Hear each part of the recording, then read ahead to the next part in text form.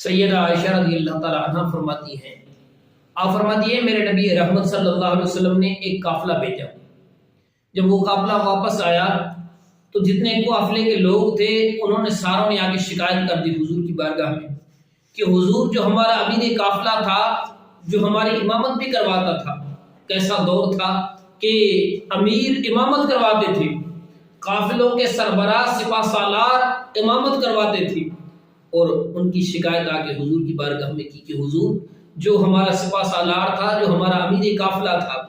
حضور وہ جب بھی نماز ختم کرتا تھا، جب بھی قرات کو ختم کرتا تھا تو قل هو اللہ شریف پر ختم کرتا تھا، سورہ اخلاص آخر میں پڑھتا تھا ہمیشہ۔ حضور نے فرمایا کہ اس سے پوچھو یہ ایسا کیوں کرتا تھا؟ جب اس سے پوچھا گیا تو اس نے عرض کی کہ حضور میرا سورہ اخلاص پڑھنے کا مقصد صرف ایک ہی تھا کہ اللہ کا مجھے قرب مل جائے،